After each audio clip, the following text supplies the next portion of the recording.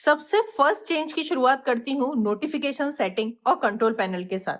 पहले one UI 6 में क्या होता था कि एक बार स्वाइप डाउन करने पर नोटिफिकेशंस ओपन होते थे और दूसरी बार स्वाइप डाउन करने पर कंट्रोल पैनल ओपन होता था। लेकिन अब इसे कंप्लीटली चेंज कर दिया है और दोनों को डिवाइड कर दिया है। अब हम अगर लेफ्ट स्वाइप करेंगे तो नोटिफिकेशन सेटिंग्स ओपन होंगी और राइट स्वाइप करने पर हमारा कंट्रोल पैनल ओपन होगा, जिसे कि कंप्लीट चेंज कर दिया गया है। लेकिन अगर आप चाहते हो कि ये सेटिंग जैसी हमारी पहले थी कि जैसे हमने एक बार स्वाइप किया तो नोटिफिकेशन और दूसरी बार स्वाइप किया तो कंट्रोल पैनल ऐसे ही आ जाए, तो हम इसे एज इट इज भी रख सकते हैं। उसके लिए हमें क्या करना है, यहाँ एडिट में जाना है। एडिट में जाने के बाद पैनल सेटिंग का ऑप्शन मिलता है। इसमें हमारे पास ऑप्शन है notification and quick setting view. इस पर जाने पे दो ऑप्शंस मिलते हैं। सेपरेट का मतलब होगा कि दोनों हमें अलग अलग दिखेंगे, और अगर मैं इसे टुगेदर कर दूंगी तो ये हमारा पहले के जैसा हो जाएगा। लेकिन जो अब नोटिफिकेशन शो कर रहे हैं ना, ये काफी अच्छे से शो करेंगे।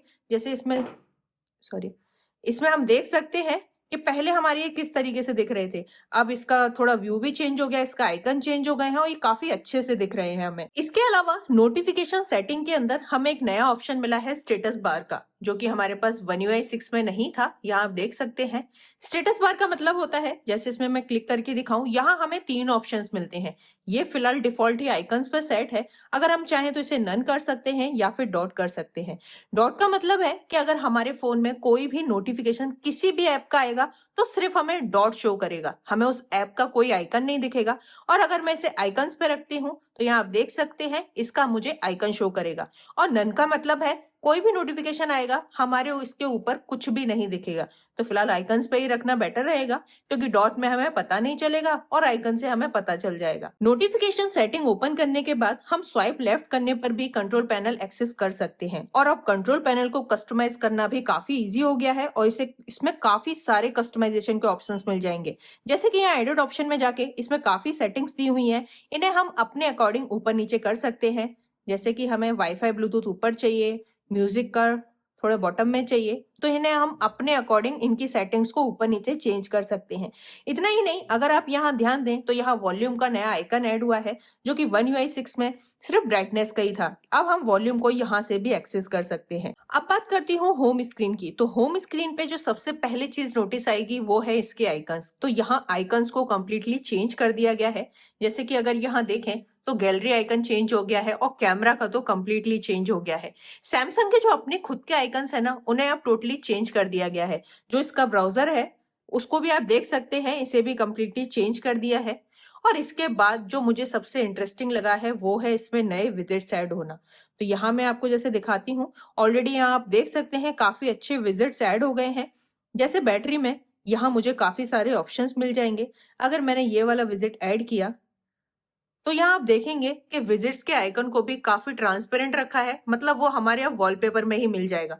जैसे कि वन यूआई 6 में वो कुछ इस तरीके के शो करते थे कि अलग से ही दिखते थे, लेकिन अब ये हमें फोन यूज करने में ज्यादा डिस्टर्ब नहीं करेंगे, मतलब इन्हें काफी ट्रांसपेरेंट कर दिया गया है। इसके अलावा अगर कैमरा विजिट की बात करूं तो उसमें भी कुछ चेंजेस देखने को मिलेंगे।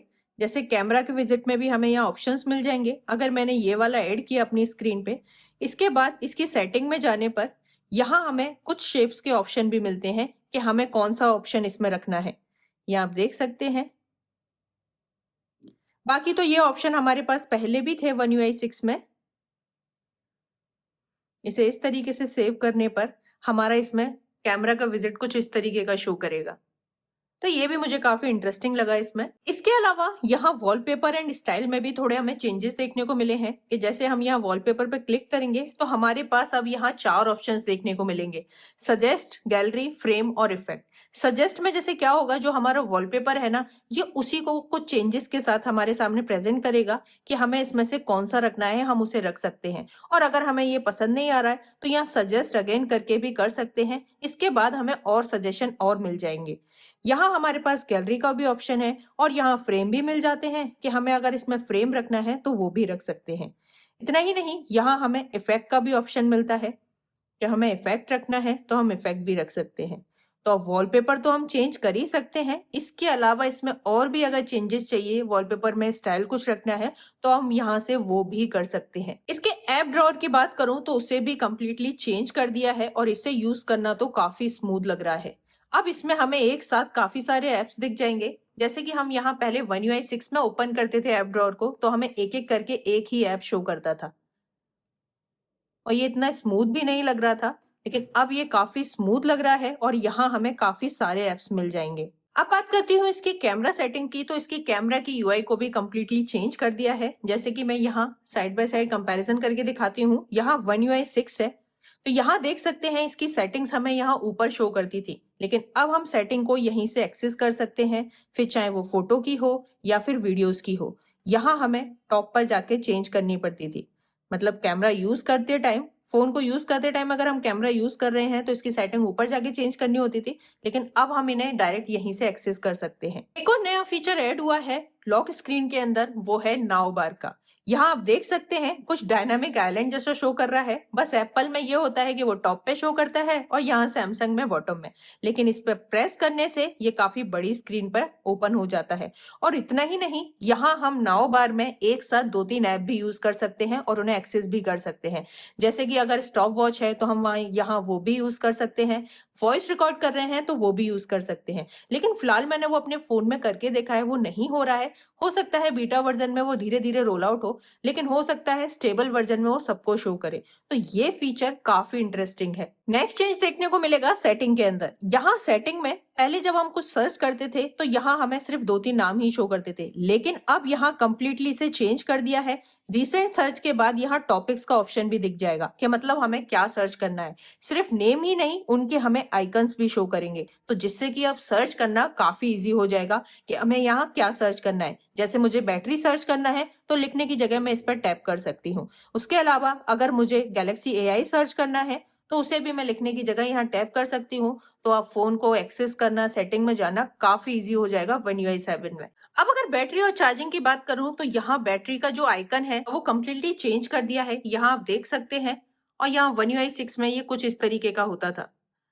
और जो प्रोटेक्शन की बात करूं, पहले हमारे पास सिर्फ 80% तक ही प्रोटेक्शन रहता था कि इसके बाद ये ऑटोमेटिक क्लोज हो जाएगा अगर हमने बैटरी प्रोटेक्शन ऑन कर रखा है तो। लेकिन अब इसे हम यहाँ से कस्टमाइज कर सकते हैं। इसमें हमारे पास कुछ ऑप्शंस आ गए हैं कि 80 से हम इसे 95 तक कर सकते हैं, कि मतलब अगर 95 पे हमने किया तो ये ऑटोमेटिक ऑफ हो जाएगा, ये 100% चार्ज नहीं होगा। लेकिन आप चाहते हैं कि 100% ही चार्ज हो तो इसे हम यहाँ से बंद भी कर सकते हैं। होम स्क्रीन के साथ साथ लॉक स्क्रीन में भी हमें काफी चेंजेस देखने को मिले हैं। जैसे कि यहाँ सबसे पहले तो हमें आइकन्स ही चेंज मिलेंगे। फोन और कैमरा का जो आइकन है इसे कंप्लीटली चेंज कर दिया गया है। इसके अलावा यहाँ हम अब विजिट्स भी ऐड कर सकते हैं। पहले भी कर सकते थे, लेकिन यहाँ पे जैसे गैलरी का विजिट है, इसे मैंने ऐड किया। इसके बाद इसे डन करने के बाद यहाँ हम कोई भी फोटो ऐड कर सकते हैं जो हमें चाहिए। यहाँ से हम इसमें कोई भी इमेज सेलेक्ट कर सकते हैं या फिर कंप्लीटली एल्बम सेलेक्ट कर सकते हैं। और इमेज सेलेक्ट करने पर ये एक बार में हमें काफी ऑप्शंस देता है कि हमें कितनी इमेज सेलेक्ट करनी है। और डन करने के बाद यहाँ हमें एक एक करके ये इमेज शो होने लगेंगी और ये फीचर भी काफी इंटरेस्टिंग है। अब यहाँ पे हमें एक और ऑप्शन मिलेगा कि जो हमारा लार्ज फोल्डर होता है जिसमें काफी सारी एप्लीकेशंस होती हैं, इसमें हमारे पास एक एनलार्ज का ऑप्शन आया है। इस पर क्लिक करने से हमारा फोल्डर कुछ इस तरीके का हो जाएगा, लेकिन ये तभी होगा जब इसके आसपास स्पेस होगा। नहीं तो ये, जैसे मैं यहाँ दिखाती हूँ, इसको अगर मैंने यहाँ रखा, अगर हमने इसे एनलार्ज किया तो ये यहाँ नहीं हो सकता है। इसके लिए हमें स्पेस की जरूरत पड़ेगी। तो अब हम इस तरीके से भी इसको एक्सेस कर सकते हैं। यहाँ फोन ऐप के अंदर कॉल ट्रांसक्रिप्ट का ऑप्शन भी मिलेगा कि मतलब 2 लोग अगर बात कर रहे होंगे ना, तो ये ऑटोमेटिक अगर इसे हम ऑन कर देंगे तो इसे ये रिकॉर्ड करना शुरू करेगा और उसकी पूरी ट्रांसक्रिप्शन हमें शो करने लगेगी। यहाँ सेटिंग के अंदर हमें गेम बूस्टर सेटिंग के नाम से एक नई सेटिंग मिली है, जिसमें हम गेम ऑप्टिमाइजेशन में हमारे पास 3 ऑप्शन है। हम इन सेटिंग्स को भी चेंज कर सकते हैं। परफॉर्मेंस के नाम से, स्टैंडर्ड और बैटरी सेवर, यहाँ हमें 3 ऑप्शंस मिल जाते हैं। इतना ही नहीं, हमें गेमिंग की जो स्मूथनेस है वो 60 हर्ट्ज पे रखनी है या फिर 120 हर्ट्ज पे, हम यहाँ से वो भी ऐड कर सकते हैं।